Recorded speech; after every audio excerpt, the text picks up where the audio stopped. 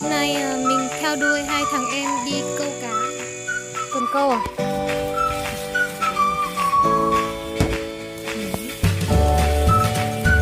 Đừng xỉ.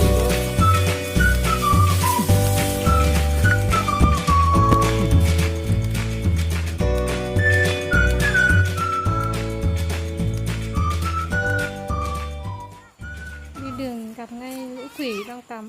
Một ngày phải 3, 4, 5 lượt ở cái suối này. Sao lại buộc một nửa như thế này? Lấy hết cái dây kia.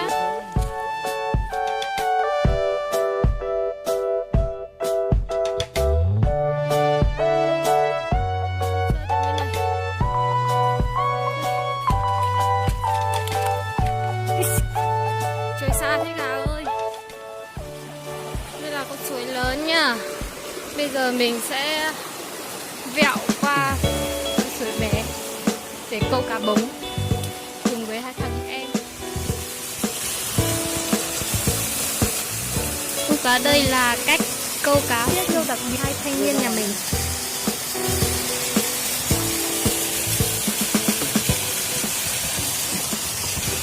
Được rồi à? Bé quá. Nhiều như thế. To quá nhỉ?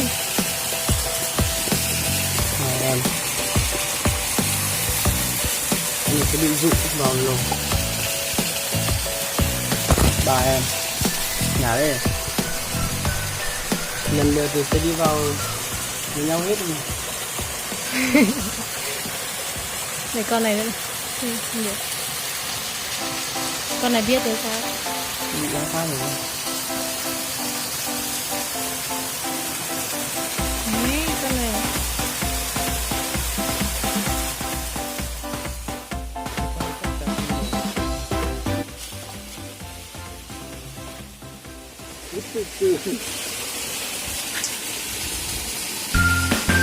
Ý, ghê quá. Thì em mình thấy bắt mình bắt hơn.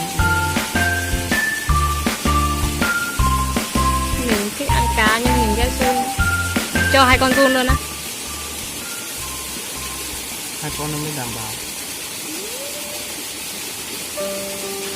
Ghê thế thằng giun.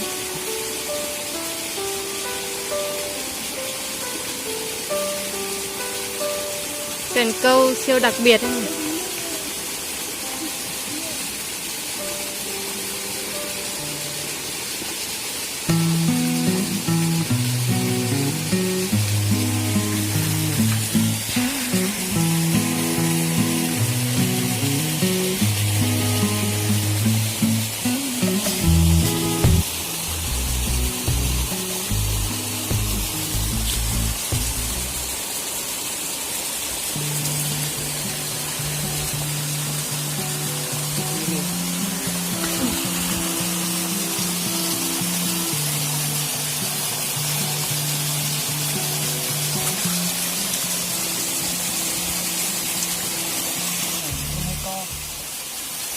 Ui, văng đi xa thế.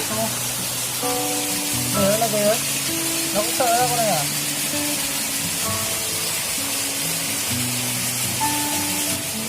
Nhiều lắm. Con nào vào trong này chứ?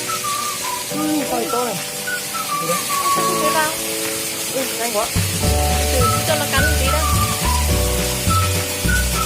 Ui, Xịt double luôn.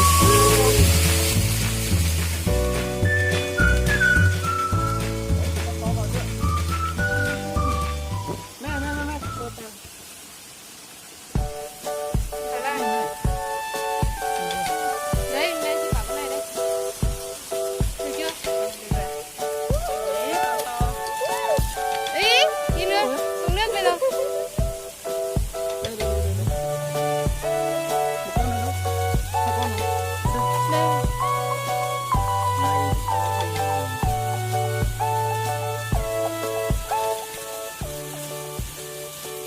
Khá là vui. Nhiều phết rồi nhỉ.